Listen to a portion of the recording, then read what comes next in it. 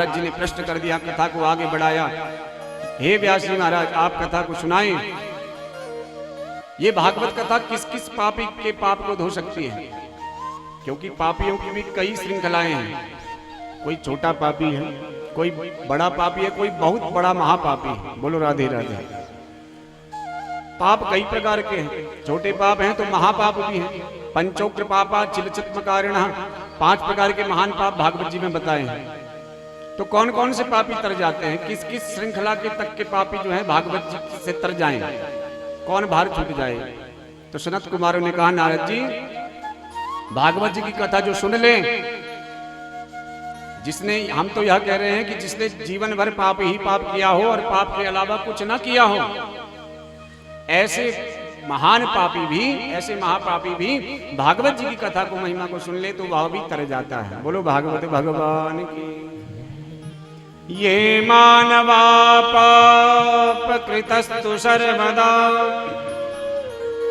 सदा दुराचाररतां विमार्गगा क्रोधाग्निदग्धा कुटिलश्च कामिनः सप्ताहयज्ञेन कलौ पुनन्ति ते।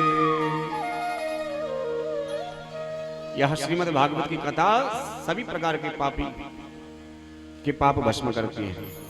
कायेन वाचा मनसापि पातकम सप्ताहयज्ञेन कलौ पुनन्ति ते। किसी प्रकार का शरीर का पाप हो, वाचा वाणी का पाप हो, मनसापि पातकम मन का किया हुआ पाप हो। मन से भी हम पाप करते हैं, कोई जरूरी नहीं है कि हम क्रिया से ही पाप करें। हम कभी कभी जो है पाप करते हैं तो हम अकेले में जाते हैं, सोचते हैं कि हमें कोई देख तो नहीं रहा है।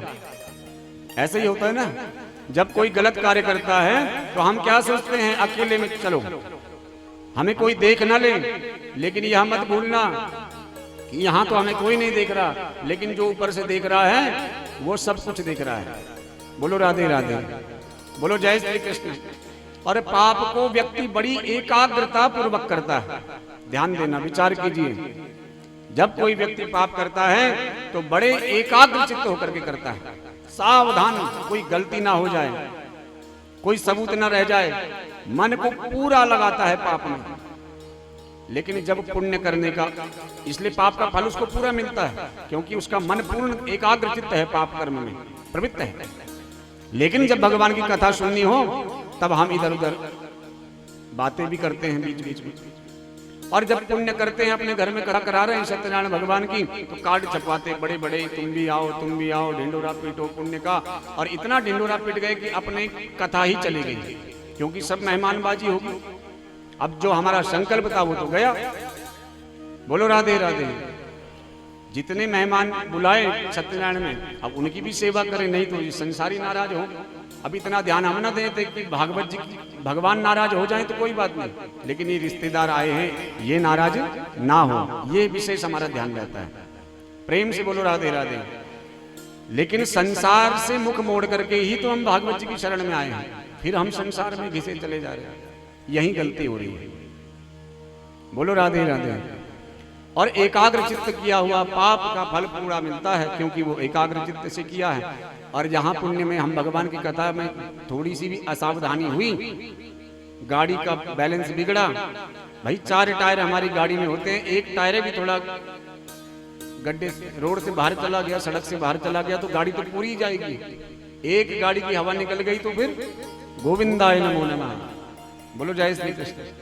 इसलिए पाप को एकाग्रचित होकर के न करो, पाप को सबको बताओ कि हमने भैया ये पाप कर लिया है, हमसे गलती हो गई, उसको हल्का हो जाओ, प्रायश्चित करो।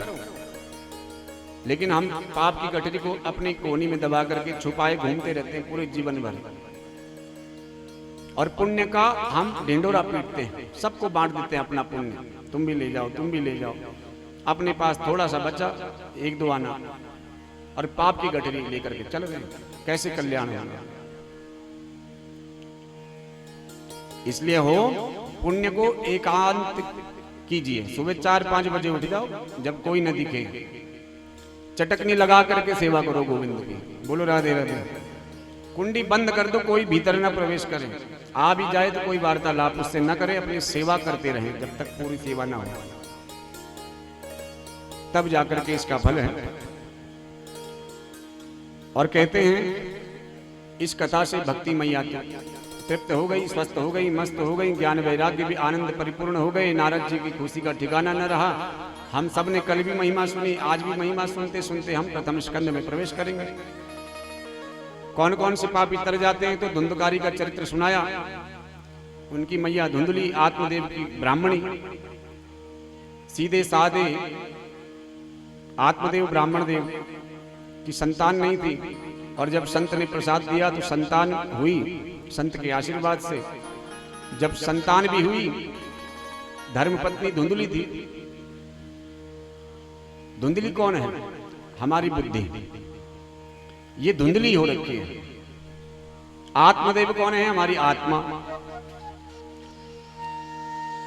और आत्मदेव को क्या मिला? संत ने क्या दिया? फल दिया। इदम भक्षय पत्न्यात्मम ततः पुत्र भविष्य। वह फल क्या है? ये फल यही कथा है, ये सत्संग फल है। उन आत्मदेव हमारी आत्मा को भगवान का सत्संग रूपी आत्मदेव जी ने 60 वर्ष की उम्र में, अब देखो 60 वर्ष रिटायर की उम्र होती है, होती कि नहीं होती? 50 के बाद क्या आता है? क्या आता है? 51। 50 जैसे हुए तो फिर संकेत मिलता है 51, वन आ गया कि जाओ, अब थोड़ा वन की याद आ जाती है। वन की याद दिला रहे हैं भगवान। 51, फिर भी नहीं गए, फिर 52, 53, 54, 57, 58, और जब नहीं गए वहीं पड़े रहे तो फिर भगवान कहते हैं ये तो मानता नहीं। तब उसे 60 कहा जाता है। 59, 60, 61, 62, 63, उसको 60 की उपाधि मिल जाती है। इसलिए 60 ना बनो, रिटायर होने की प्रतीक्षा मत करो कि हम बूढ़े होंगे तो भजन करेंगे। जवानी में ही भजन होगा। बोलो राधे राधे। और जिसने भजन कर लिया वो 60 आएगा नहीं, उसकी 10 साल उम्र बढ़ जाएगी। कितनी हो जाएगी? 71। वो तरता रहेगा। इस संसार की मोह माया में वो नहीं आएगा। परेशान तो सब हैं, लेकिन प्रतिकूल अवस्था में भी भगवत का भजन करना ही, इसीलिए तो गृहस्थ आश्रम को महान कहा। हम कहते गृहस्थ आश्रम सबसे महान है। महान तब है जब हम अपने सारे गृहस्थ धर्मों का पूर्ण विधि से पालन करने के पश्चात भी भगवान की सेवा में रहे, तब गृहस्थ धर्म सबसे श्रेष्ठ है। हम अपने को श्रेष्ठ मान रहे हैं, हमारे कर्म कुछ नहीं है, पवित्रता नहीं, झूठ बोल रहे हैं, इधर उधर की सब बातें, एक दूसरे की चुगली निंदा करते हैं, ईर्ष्या द्वेष रखते हैं। यह सब श्रेष्ठ नहीं है। प्रेम से बोलो राधे राधे, बोलो जय श्री कृष्ण। इसलिए आत्मदेव जी ने दशम स्कंद का पाठ किया और भगवान के परम धाम को प्राप्त किया। बोलो भक्त वत्सल भगवान की। आत्मदेव जी तो चले गए, धुंधकारी घर में अकेला, सब जितने उपद्रव करने थे सब किए। अब मैया को पकड़ा, मैया की पिटाई करनी शुरू कर दी। आजकल के बच्चे तो माता पिता पर हाथ उठा रहे हैं, इसमें कौन सी नई बात है? बोलो राधे राधे। धुंधकारी, जिसकी बुद्धि धुंधली होगी उसका पुत्र धुंधकारी होगा। इसलिए माता पिता को टेलीफोन छोड़ देने चाहिए। जो फोन देखते हैं फिर सब शिकायत करते हैं हमारे बच्चे फोन देख रहे हैं। माता पिता फोन देख रहे हैं तब बच्चे सीख रहे हैं। माता पिता सावधान हो जाएं, सत्संग रूपी फल खाए नहीं अपनी बुद्धि को, तो सतपुत्र गोकर्ण जैसे जन्म लेंगे तो उद्धार होगा। नहीं तो धुंधकारी हुआ तो धुंधकारी ने क्या किया? मैया को पकड़ा। कवित्तम तिष्ठति ब्रूहित। पिताजी ने जो तिजोरी रखी थी वो कहाँ है? जो धन की जो है पिटारी रखी है, पोटली कहाँ रख करके गए? और नहीं बताएगी तो जो है हानिश्याम लगता जाते, लातों से प्रहार करने लगा। जलती लकड़ी से मारूंगा, ऐसा डरा डरा करके अपनी मैया को। मैया तो डर के बाने जो है भागी, इसके साथ रहूंगी तो मेरा कल्याण नहीं है। अब धुंधली को अब समझ में आ रहा है, तो धुंधली रात को घर से बाहर भागी और करके उसकी मौत। तो अब तो स्वतंत्र हो गया धुंधकारी। घर में ही सब जितने भांडे बर्तन थे सब बेच बेच करके पैसा उड़ाया। 5 वैश्याओं को ला करके अपने घर में रखा। राजा के यहाँ चोरी करने लगा, क्योंकि पहले तो छोटा मोटा चीनी चोर था, अकेला पेट पालना था। अब 5 घर में है तो फिर उनके लिए तो बड़ी चोरी करनी पड़ेगी। तो राजा के यहाँ चोरी हुई। वैश्याओं ने सोचा एक दिन, ये तो बड़े बड़े राजाओं के यहाँ महल में जा रहा है, बड़ी बड़ी चोरी करने लगा है, कहीं ये राजाओं के कर्मचारियों की दृष्टि में आया तो ये तो जाएगा, इसके साथ हम भी सब जाएंगे, मारी जाएंगे। ऐसा जब विचार आया तो उन कुटिल स्त्रियों ने आज विचार बना लिया, सारा योजना बना ली कि आज इसको छोड़ेंगे नहीं, इसको ही हम ठिकाने लगा देते हैं, इसके चक्कर में हम सब मारी जाएंगे। इसका जितना धन है इकट्ठा वो सब उन्होंने अपने पास रख लिया। धुंधकारी जैसे आया, चारपाई में बांध दिया सोते हुए, धुंधकारी को रस्सी से गला घोट घोट करके उसको मारने लगे। लेकिन 5 ने बलपूर्वक रस्सी से उसको मारना चाहा, लेकिन मरा नहीं। बड़ा पापी था, इतने शीघ्र थोड़ा तड़पेगा तब मरेगा। जब प्राण नहीं गए, डर गई 5 की 5। जलती लकड़ी थी भीतर चूल्हे में, सारे अंगार भरे दहकते और उसके मुख में भर दिए। तप्तांगार समूहश्च तन्मुखे विचिक्षुपु। उसके मुख में जब अग्नि डाल दी तो दहकती अग्नि अंगारे जब मुख में पड़े तो उसका देहांत हो गया। महान महाप्रेत हो गया धुंधकारी, क्योंकि कर्म ठीक नहीं थे, अंत में मति ठीक नहीं थी। अंत में जिसका भगवान में मति हो जाए सो तर जाएगा, 84 से छूट जाएगा। लेकिन अंत में जिसका चिंतन करोगे, अपनी बेटी का चिंतन करोगे कि बेटी के घर में ही पैदा हो जाओगे। बोलो राधे राधे। हम लोग कहते हैं कि देखो ये पोता हुआ है, अपने दादा पर गया है, दादा पर नहीं गया है, दादा ही स्वयं आए हैं। आत्मा जायते पुत्र, वही तो सब आते हैं मुड़ मुड़ करके संसार में, क्योंकि उनका मन वही है, वहां मुड़ा नहीं। और 84 में घूम रहे हैं। एक अंधा व्यक्ति, जो अंधा होता है, वो एक भवन में चक्कर लगा रहा था। बड़ा हॉल था, उसमें चक्कर लगा रहा था। उसमें एक दरवाजा था बाहर जाने का। अब अंधे को नहीं पता कि वो कहां पर। किसी ने उसको बताया कि तुम ऐसा करो, दीवार में हाथ रखते रखते जाओ, जहां पर दरवाजा आएगा तो बाहर निकल जाना। अंधा उसके कथनानुसार भवन की परिक्रमा करने लगा। दीवार को स्पर्श करते करते जैसे ही दरवाजा आया तो उसके सिर में खुजली हो गई। बोलो राधे राधे। सिर में खुजली हो गई, फिर आगे दीवार आई, फिर चक्कर लगाते रहा, जैसे दरवाजा आए तो सिर में हो जाए खुजली। वो उस 84 से बाहर नहीं जाता। इसलिए अभ्यास पहले से ही हो कि हमारे सर में खुजली ना हो। बोलो राधे राधे। अभ्यास भजन का बचपन से ही हो, ताकि अंत में भगवान का नाम हमारे मुख से निकल जाए। कई लोगों को अभ्यास होता है, ठोकर लगती है, चोट लगती है पाँव में तो राम निकल जाता है, नारायण निकल जाता है, छींक आई तो नारायण कह दो। ये सब अभ्यास बनाओगे तो एक दिन कष्ट होगा, तो मरते समय जो कष्ट होगा तो उस समय भी निकलेगा भगवान का नाम। लेकिन धुंधकारी ने तो नाम कहा नहीं, प्रेत हो गया, इतना बड़ा प्रेत हो गया, सारे गांव में हाहाकार मचा लिया, सब को डराने लगा, धमकाने लगा, सब डरने लगे। और गोकर्ण जी तीर्थ यात्रा में थे, उन्होंने सुना कि मेरे भाई को मृत्यु हो गई है। गया में पहुंच करके उनका पिंडदान किया, लेकिन गया के पिंडदान करने से भी उस प्रेत महाप्रेत की मुक्ति नहीं हुई। घर आए, अपने घर में आंगन में सो गए चारपाई लगा करके। गोकर्ण जी रात्रि में सो ही रहे थे तो रात्रि में क्या देखा, वो जो प्रेत था वो वहां पहुंचा, अपने भाई के आंगन में पहुंचा। सकृन्मेषः सकृद्दस्ति सकृच्च बहिषोऽभ्यवत् सकृद्बिन्दः सकृच्चाग्निः पुनश्च पुरुषो भवत्। क्षण भर में मेढ़ा बन जाता, क्षण भर में हाथी बन जाता, क्षण भर में बड़ा भयंकर भैंसा बन जाता, अलग अलग विकराल रूप धारण करने लगता। कभी अग्नि बन जाता, कभी इंद्र बन जाता, कभी क्षण में मनुष्य बन जाता, कभी। गोकर्ण जी ने देखा ये सब चक्कर क्या है, कौन हो? कस्तम उग्रतरो रात्रो कुतो याति दशामिमाम किं वा प्रेतः पिशाचो वा राक्षसोति संशया। प्रेत हो, पिशाच हो, राक्षस हो, किन्नर हो, कौन हो? अपना परिचय दो। आंसू आ गए गोकर्ण जी के शब्द सुनकर के धुंधकारी के। प्रेत तो बोल नहीं सकता, प्रेत बस बोल नहीं सकता, रोने लगा अपने भाई को देखकर। और जब बोल नहीं सका, बोलना तो चाह रहा है कि मैं बड़े कष्ट में हूं, लेकिन बोल नहीं पाया। तो गोकर्ण जी सिद्ध समर्थ संत हैं, अपने कमंडल से जल का छींटा एक मारा तो दिव्य दृष्टि आ गई, दिव्य वाणी निकल गई।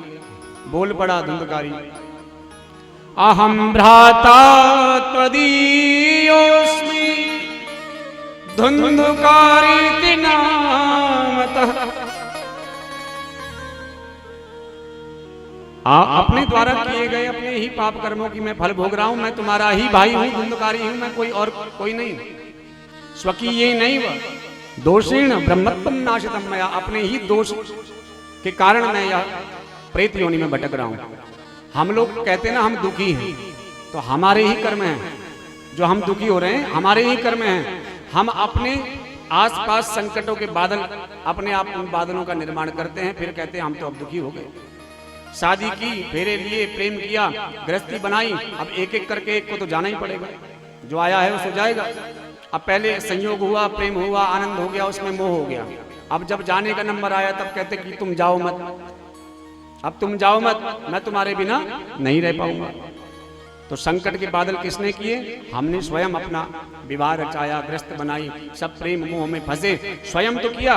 किसी ने तो नहीं कहा आपको कि तुम शादी करो या मत करो, या सन्यासी बनो अथवा न बनो, वानप्रस्थ धारण करो या न करो। ये सब हम अपने आप ही निर्णय लेते हैं। प्रेम से बोलो राधे राधे। मैंने अगणित प्राणियों की हिंसा की है, अंत में उन कुलटाओं ने मुझे मार डाला। हे भ्राता, इस प्रेत योनि में बड़ा कष्ट है, इसलिए मेरा उद्धार कीजिए। अब गोकर्ण जी को आश्चर्य हुआ जब देखा कि धुंधुकारी के लिए तो मैंने गया में जाकर के पिंडदान किया। तो धुंधुकारी ने कहा, गया में जाकर के तुम 100 श्राद्ध भी कर दो तब भी मेरा कोई उपाय नहीं। गया श्राद्ध शतेनापि मुक्तिर नैव भविष्यति, मेरी उपाय का कोई और उपाय ढूंढना होगा मुक्ति का। तब भगवान सूर्यदेव से आज्ञा पा करके भगवान सूर्यदेव से प्रश्न किया। गोकर्ण जी के गुरु कौन है? सूर्यदेव। सूर्यदेव आए सुबह, अभी तुम जाओ, मुझे सोने दो, विचार करने दो, प्रातः काल तुम आना, मैं तुम्हारा कोई उपाय देखूंगा। ऐसा कह करके धुंधकारी वहां से प्रेत चला गया। प्रातः काल सूर्य भगवान जब उदित हुए तो भगवान सूर्यदेव को प्रणाम करके गोकर्ण जी ने प्रश्न किया भगवान से कि इसकी मुक्ति का क्या उपाय है। तब भगवान ने कहा, श्रीमद् भागवतान मुक्ति ही सप्ताह वाचनम कुरु। सूर्यदेव बोले, भागवत सप्ताह ज्ञान यज्ञ कीजिए। गोकर्णो निश्चयम कृत्वा वाचनार्थम, निश्चय कर लिया गोकर्ण जी ने। ठीक है, गोकर्ण जी ने भी आयोजन किया, पांडाल लगाया, भागवत जी की कथा कही तो सारे श्रोता आए, वहां धुंधुकारी भी आया और 7 दिन की कथा सुन करके 7वें दिन मुक्त हो गया। और मुक्त हो गया, सभी तो अपने आसन पर बैठे थे, लेकिन वायु का रूप धारण करके 7 गांठ वाले बांस में जाकर के तलवे में बैठ गया। भूमि पर बैठ करके गांठ के अंदर, 7 गांठ के नीचे बांस के अंदर बैठ करके धुंधुकारी ने वायु रूप में निराहार रह करके नियम पूर्वक व्रत धारण करके 7 दिन तक कथा को सुना। हम लोग तो खा रहे हैं, आनंद ले रहे हैं, खूब आनंद है, तब भी कथा नहीं सुन रहे। जितनी सुविधा उतनी दुविधा। बोलो राधे राधे, बोलो जय श्री कृष्ण। 7वें दिन जैसे ही 7 ग्रंथि फट गई, अस्तिस्तंभम स्नायुबद्धम मांस शोणित लेपितम चर्मावलद्धम दुर्गंधम पात्रम मूत्र मुरीशयो। जिसने अज्ञानवश भी भागवत जी की कथा नहीं सुनी, उसका शरीर को ही हम सब कुछ मान लेते हैं। शरीर की साज सज्जा में ही हम जीवन भर लगे रहते हैं, पूरे जीवन श्रृंगार में लगे। यह रोगों का शरीर है, रोगों का मंदिर है, समझ लो। रोगों दोषों से परिपूर्ण है, क्षण भर में इसमें नष्ट हो जाना है। इसलिए सावधान होकर के जितना समय है भगवान की पावन कथा सुने, जिससे हमारी जड़ रूपी बांस की गांठ खुल जाए। अब वो 7 गांठ फटी थोड़ी, वो तो हमारी जो जितनी अज्ञानता की गांठें हैं ये सब खुलेगी धीरे धीरे कथा सुन करके, भक्ति की ओर खुलेंगी। जहां हम उधर मुड़े हैं, जैसे कछुआ होता है ना, कछुए की जो गर्दन होती है वो बाहर भी निकालता है, अंदर भी मोड़ता है। उसी प्रकार हमारी इंद्रियां भी संसार में भी जाती हैं, बहिर्मुखी भी बन जाती है, और मात्र मनोवृत्ति बदलने मात्र से, भगवान के चरणों में मन लगाने मात्र से, भगवान की पावन कथा सुन लेने मात्र से ही हमारी उस कछुए की गर्दन की भांति भीतर हमारी वह इंद्रियां भी अंतर्मुखी हो जाती है। और तब क्या होता है? भिद्यते हृदय ग्रंथिश्छिद्यन्ते सर्व संशया, जो हमारी गांठें धीरे धीरे खुलती हैं, एक एक करके सब लोभ की गांठ फट गई, अब लोभ नहीं, क्रोध की गांठ फट गई, मोह की भूल गई, ईर्ष्या द्वेष सब समाप्त, अब प्रेमी हो गए, हमको आनंद है, भगवान की सेवा में आनंद है। अब सब जो भगवान की सेवा करेगा तो सबसे प्रेम करेगा। भागवत भगवान का गुणगान गा ही रहा था धुंधकारी, धन्यवाद करने लगा कि जिस भागवत की कथा से मैं मुक्त हो गया, गया श्राद्ध करके भी मेरा उद्धार नहीं हुआ, प्रणाम करने लगा भागवत जी को। और कितना सुंदर स्वरूप बना लिया उसने। पहले तो प्रेत वायु रूप में था, अब जब सातों गांठ फट गई, दो टुकड़े हो गए बांस के, जब बाहर निकला तो दिव्य रूप धरो, पीत भाषा मनोहरा। जैसे भगवान चतुर्भुज नारायण का स्वरूप है, उसी प्रकार भगवान के पार्षदों का भी स्वरूप होता है। जो भगवान का भक्त होता है ना, जिसकी सेवा करता है, धीरे धीरे उसका मुखमंडल भी भगवान की तरह होने लगता है। जो जिसका चिंतन करता है उसी की तरह जो है उसका स्वरूप बन जाता है। जो शिव भक्त होते हैं तो उनमें थोड़ा थोड़ा भोलेनाथ नजर आता है। जो राम जी के भक्त हैं थोड़ी सी राम जी दिख जाते हैं। जो श्याम जी के हैं उनमें थोड़ा सा श्याम जी भी दिखते हैं। बोलो जय श्री कृष्ण। तो जैसा तुम चिंतन करोगे वैसा तुम्हारा स्वरूप होगा। तिलकम मधुरम रूपम मधुरम मधुराधिपते अखिलम मधुरम। ऐसे भगवान की मधुर कथा को हम श्रवण कर लें। धन्यवाद करने लगा हाथ जोड़ करके। 4 हाथ हो गए धुंधकारी के, 4 हाथों से गुणगान गा रहा है।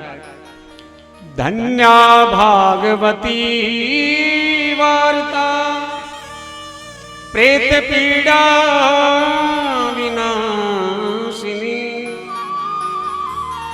धन्य है श्रीमद् भागवत जी की कथा, जिसने मुझे प्रेत पीड़ा को ही समाप्त कर दिया, दिव्य रूप मुझे प्राप्त हुआ। बोलो भागवत भगवान की।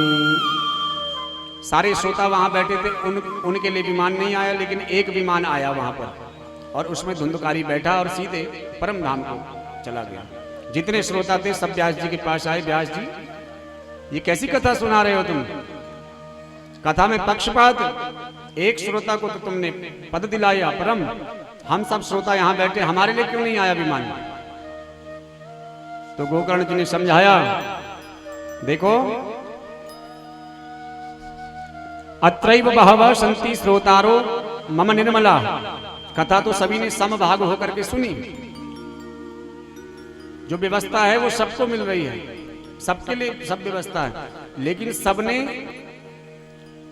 उस धुंधकारी की तरह कथा नहीं सुनी। जितने नियम पूर्वक मनन करके उसने कथा को सुना, इतना आप सबने नहीं सुना, इसलिए फल में भेद हो गया। धुंधकारी के समान किसी ने नहीं सुनी। मननादि तथा तेनम स्थिर चित्ते कृतम विषम। 7 दिन तक निराहार रहकर स्थिर चित्त से उसने कथा सुनी है, कथा का मनन भी किया। कथा सुनने से कल्याण नहीं है। जीवन भर आप कथा ही तो सुन रहे हैं, इतनी जगह चले जाते हैं भागवत में, लेकिन कल्याण तब होगा जब हम उस कथा को सुन करके उसका मनन करें, और मनन करने के बाद उसका आचरण अपने जीवन में करें, अपने बच्चों को सुनाएं घर में कि आज ऐसा सुना, आज व्यास जी ने यह बताया, आज आचार्य जी ऐसा कह रहे थे पूजन में। खाने के बाद हाथ धोने चाहिए, खड़े खड़े हाथ नहीं, खड़े खड़े होकर के भोजन नहीं करना चाहिए, कुछ खाना नहीं चाहिए, ऐसा आचार्य जी बता रहे थे, ऐसा व्यास जी बता रहे थे। ये जाकर के अपने बच्चों को सिखाएं, मनन करके उसको जीवन में आचरण जब तक नहीं किया तब तक कल्याण नहीं होगा। बोलो राधे राधे। संदिग्धो ही हतो मनो व्यग्र चित्तो हतो जपः। उसके बाद तुम चिंता मत करो। गोकर्ण जी ने कहा तुम्हारे लिए फिर विमान आएगा, तुम अब सावधान हो जाओ, अब की बार कथा दोबारा करेंगे, और दोबारा जब कथा होगी तो सावधान रहना। गोकर्ण जी ने फिर आयोजन किया। श्रावण मास में आयोजन हुआ। सारे श्रोता आपकी बार सावधान होकर के बैठे हैं, कोई गलती ना हो, कोई बात नहीं कर रहा है। कथा में प्रेम से भगवान नाम संकीर्तन चल रहा है तो आनंद से जो है ताली सेवा कर रहे हैं, भगवान के नाम में भावनमत होकर के नृत्य कर रहे हैं। 7 दिन तक प्रेम पूर्वक फिर से कथा सुनी श्रावण मास में। तो विमानई सहभा भक्तैश्च हरिराविर्भूः, जितने श्रोता थे उतने विमान वहां उपस्थित हो गए। बोलो राधे राधे।